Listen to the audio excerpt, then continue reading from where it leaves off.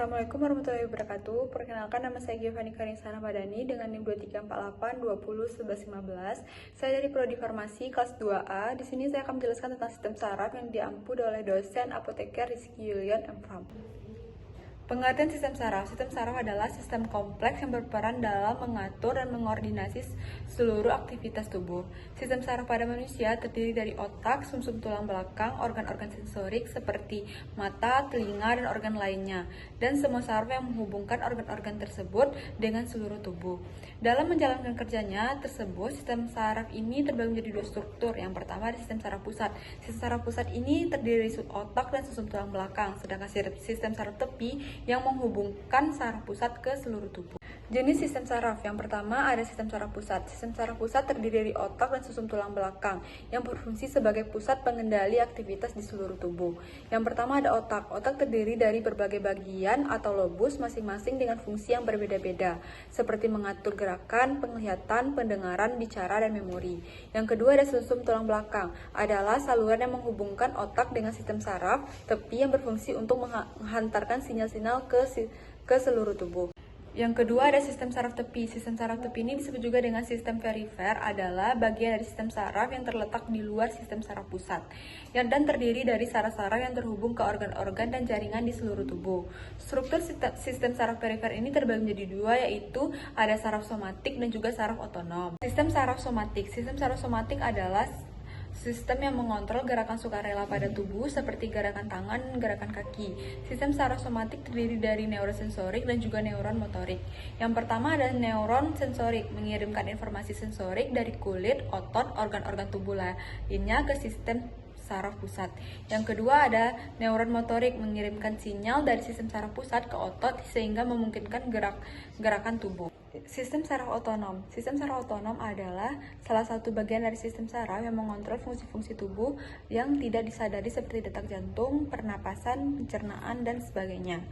Sistem saraf otonom ini dibagi menjadi dua, yaitu sistem saraf simpatis berperan dalam mempersiapkan tubuh untuk merespon stres dan bahaya, sehingga memungkinkan tubuh untuk bereaksi secara cepat dan efektif. Yang kedua ada sistem saraf parasimpatis, berperan dalam mengembalikan tubuh ke keadaan normal setelah tubuh mengalami stres atau bahaya. Berarti perbedaan sistem saraf simpatis dan parasimpatis ini, kalau simpatis itu merespon tubuh dari stres dan bahaya, sedangkan parasimpatis ini untuk mengembalikan keadaan normal tubuh dalam keadaan stres ataupun bahaya. Baik, di sini saya akan menjelaskan salah satu penyakit dari sistem saraf. Yang saya ambil adalah stroke atau gangguan peredaran darah pada otak.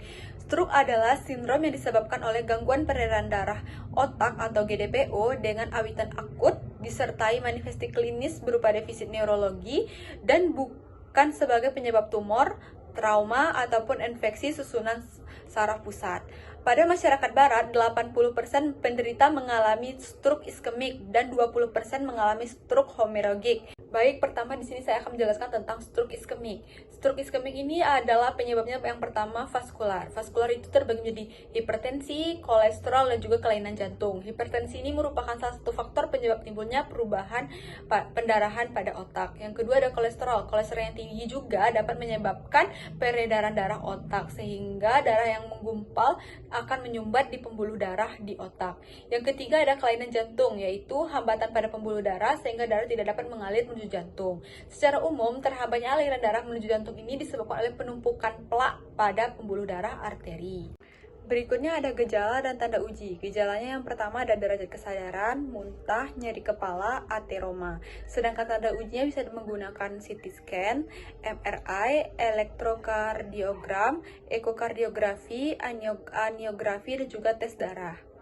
Klasifikasi stroke iskemik. Klasifikasi stroke iskemik ini berdasarkan waktu dibagi menjadi dua, yaitu transient ischemic attack atau TIA, yaitu defisit neurologis membaik dalam waktu kurang dari 30 menit. Yang kedua ada reversible ischemic neurologis deficit atau RINE, yaitu defisit neurologis membaik kurang dari 1 minggu. Selanjutnya ada faktor risiko stroke iskemik. Yang pertama ada usia dan jenis kelamin, yang kedua genetika, yang ketiga ras, yang keempat mendekur dan sleep apnea, yang kelima ada inaktivitas fisik, yang ketujuh ada hipertensi, yang kedelapan ada merokok, yang kesembilan ada diabetes mellitus, berikutnya ada penyakit jantung, arteriosklerosis, dislipidemi, alkohol dan narkoba, kontrasepsi oral, dan obesitas. Manifesti klinis stroke iskemik. Yang pertama ada gangguan peredaran darah arteri cerebri anterior menyebabkan hemiparesis dan hemipestesi kontralateral yang terutama melibatkan tungkai.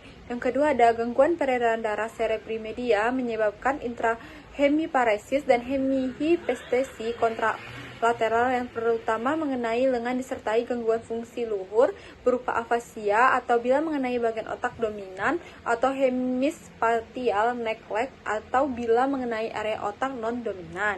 Yang ketiga ada gangguan peredaran darah arteri posterior menimbulkan hemianopsi homonim atau kuadrantanopsi kontralateral tanpa disertai gangguan sensorik dan motorik.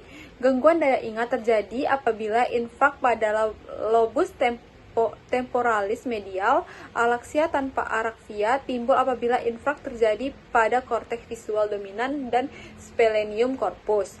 Agnosia dan prosopagnosia atau ketidakmampuan mengenali wajah timbul akibat infak pada korteks temporal occipitalis inferior. Yang keempat ada peredaran darah otak menyebabkan gangguan saraf kranial seperti disatri, vertigo, gangguan cerebellar seperti aktasia atau gangguan kehilangan keseimbangan atau penurunan kesadaran. Berikutnya macam-macam stroke, ada stroke hemoragik. Stroke hemoragik ini adalah pecahnya pembuluh darah dalam otak yang menyebabkan pendarahan dan terhentinya asupan nutrisi dan oksigen pada area tertentu di dalam otak. Kondisi ini selanjutnya akan merusak sel-sel jaringan otak. Gejala dan tanda uji. Gejalanya seperti gejala defisit vokal, awitan atau onset, nyeri kepala, muntah pada awalnya, hipertensi, kaku kuduk, kesadaran, hemiparesis, deviasi mata, dan liquor. Selanjutnya ada klasifikasi stroke hemoragik. Dibagi menjadi dua, yaitu pendarahan intracerebral atau PIS, pendarahan yang berasal dari pembuluh darah dan parenkim otak.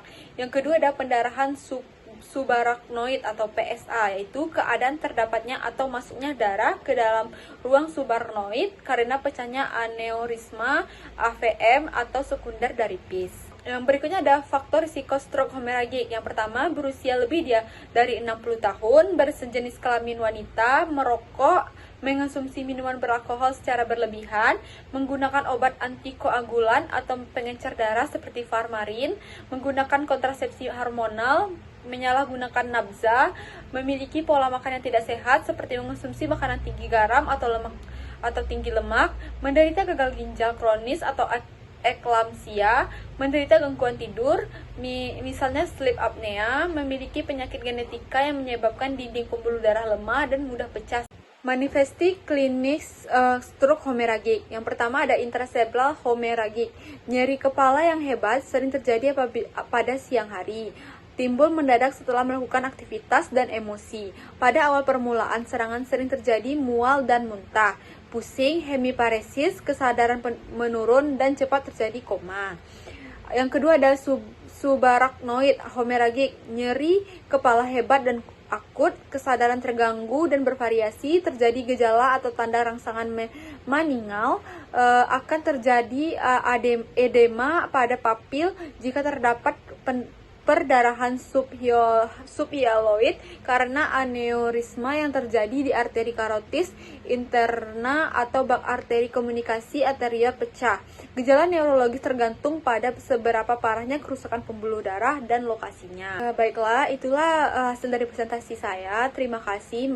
Maaf jika ada kekurangan. Saya harap kalian bisa mendapatkan pengetahuan dari video yang saya paparkan. Semoga beruntung ya. Assalamualaikum warahmatullahi wabarakatuh.